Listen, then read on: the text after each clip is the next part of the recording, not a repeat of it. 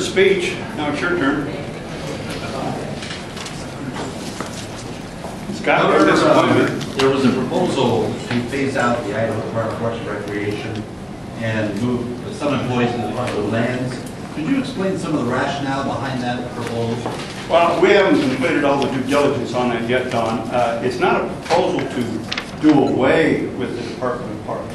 It's a proposal to combine the two agencies because some of their mission is so similar, obviously dealing with land. And quite frankly, that's where it came from years ago.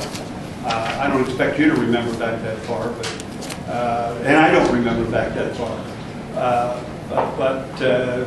The Department of Parks was in the Department of Land at one time.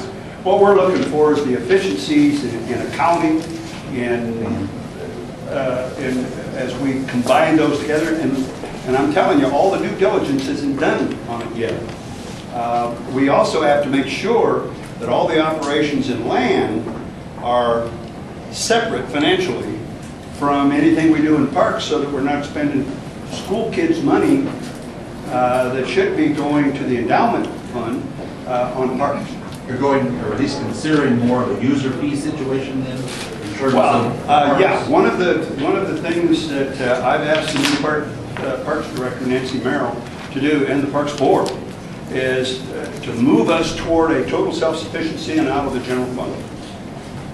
Governor, when you consider user fees sort of a tax, and your number one bullet point was no taxes, yet last year we stayed 118, 117 days when you fought many of these guys about raising taxes and user fees. Well, I reject your characterization of what went on last year, and that's why we went 117 days. Remember, it was the 67th day before we found out what the stimulus money was going to do to us before we could start setting budgets. Within 2 weeks, they'll start setting some of the budgets, I would almost venture, this year. Unless there's another stimulus package that comes along that we don't know the rules and we don't know how much.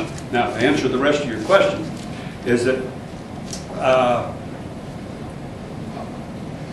the user fee base, user pay, I should say, is something that, as long as a agency or a service of government is directed toward a specific use or a specific clientele for use, I see no problem in making that self-sufficient.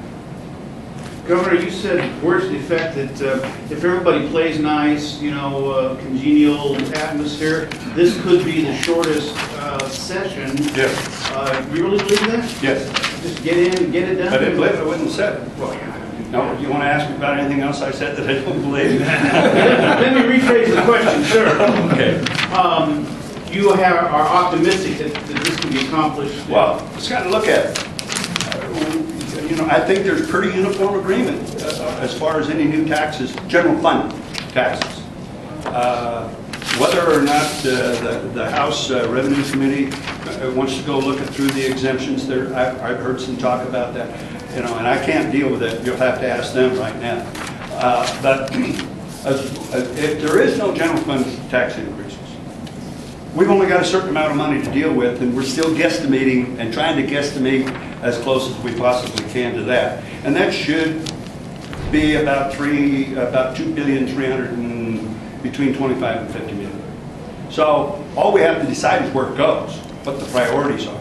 That there will be some pretty exciting discussion on, I'm sure, but that doesn't mean it ought to lengthen the session. And I say again, last year's session really didn't begin until the 67th day, March 19th. But there's no stimulus plan, federal stimulus plan out there that you've heard of, right? I mean, yes, there is a stimulus plan out there, and yes, I've heard of it. Yeah. And yes, Idaho's share could be somewhere in a little north of 150 million bucks. So you could get that. But is it directed at education? I don't know. Is it directed at transportation? I don't know. Obviously, the last one was supposed to be directed toward creating a bunch of jobs, but that realization and expectation has yet to materialize. So when do you think you'll know? Ask Jim. Is Jim right here? No, I have no idea. Hey, Governor, you listed off 12 different... Wait a minute. I had John back here. A quick question on your revenue forecast. Mike Ferguson has has talked about a revenue forecast of about $82 million more than what you factored into your budget. Right. You've already getting some criticism from the minority party that they're being too conservative and that's only going to hurt, for instance, education programs.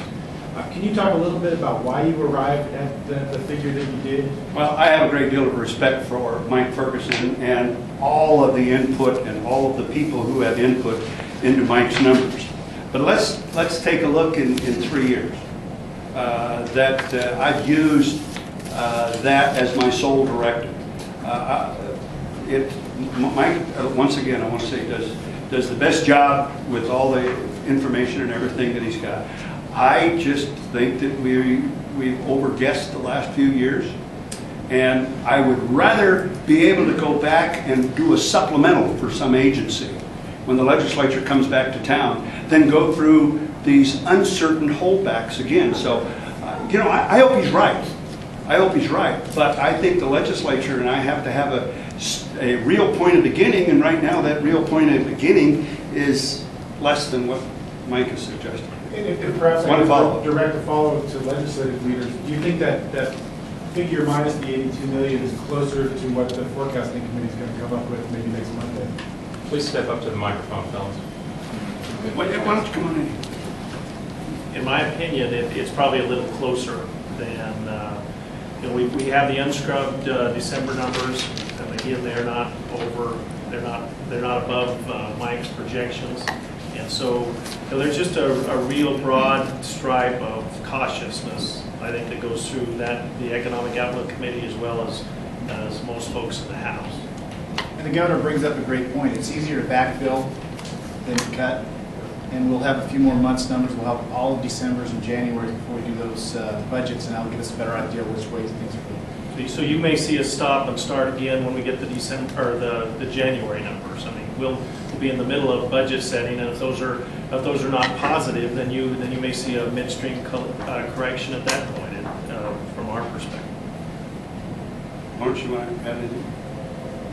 Just to say that the joint committee does start setting the budgets, I think it's the 8th of February, so they have their budget hearings that ask all the agencies to come in and talk to them, and then they actually start setting the budget. We will have at least the preliminary January numbers by the time they start setting those, so things could change then if January is down as well. Does that include dedicated? They will do their supplementals and things beforehand, but their actual budget setting for the general fund begins February 8th. Let me go back to the answer that I gave you. Maybe I was a little premature, a little hopeful. The second week of January or the third week of January. I did forget about the supplementals, but that's part of the budget. Governor, Tom Luna said if we have to do a holdback, that there needs to also be the political will to go back in and give districts more authority to open up contracts, renegotiate contracts mid-year beyond what you did last year with that emergency, declaring emergency. I just would be interested in where you and some of these gentlemen stand on that idea.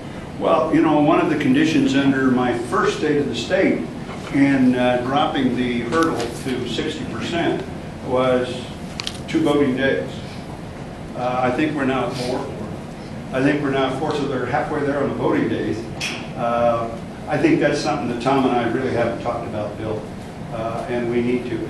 I can certainly understand, especially when local units of government or school districts run into these problems. But I think we got to do other things at the same time, and that is we've got to encourage them to take a look at consolidating some of their administration. We have to take a look at some of them consolidating transportation problems, some of them consolidating some of the other costs that they have in operations. So I hope we don't just talk about the 66 2/3 to 60% in a vacuum. I hope we put some bait on the hook for some consolidations. Governor,